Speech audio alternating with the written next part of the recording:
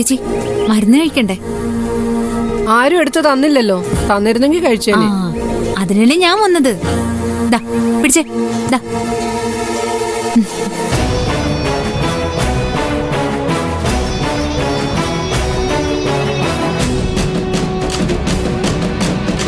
ഇത് മുഴുവനും കഴിക്കണോ?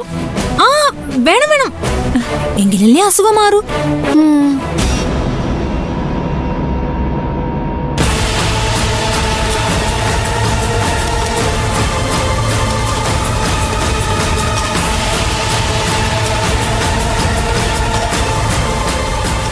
ഇത് എന്തിനു വേണ്ടിയുള്ള ഗുളിക മോളെ? അറിയില്ല. എനിക്ക് തോന്നുന്നതേ ഏറ്റവും പ്രധാനപ്പെട്ട മരുന്ന് ഇതാണെന്നാ. ഇത് കഴിച്ചാൽ ഉറപ്പായിട്ട് ഓർമ്മ തിരിച്ചു വരും. അതെ അതെ. എന്നാ പിന്നെ കഴിക്കല്ലേ? അതാ നല്ലത്.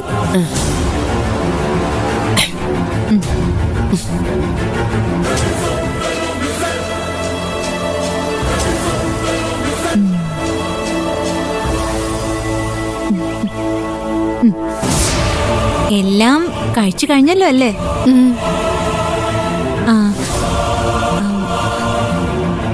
കഴിച്ചപ്പോ എന്തെങ്കിലും തോന്നുന്നുണ്ടോ? നല്ല ക്ഷീണം, ഉറക്കം വരുന്നു. എന്നാ പിന്നെ റെസ്റ്റ് എടുത്തോട്ടോ.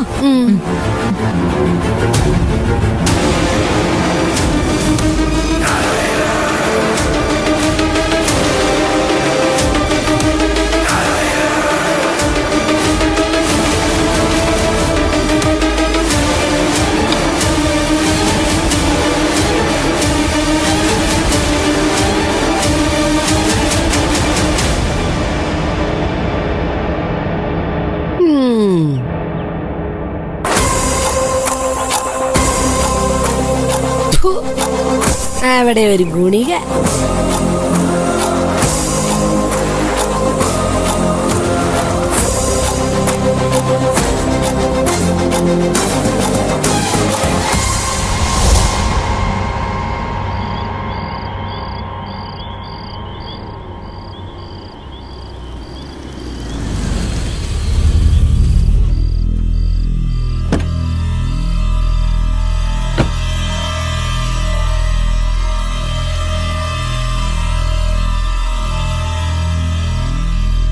നിരഞ്ജൻ, എവിടെയായിരുന്നു ഇത്ര നേരം?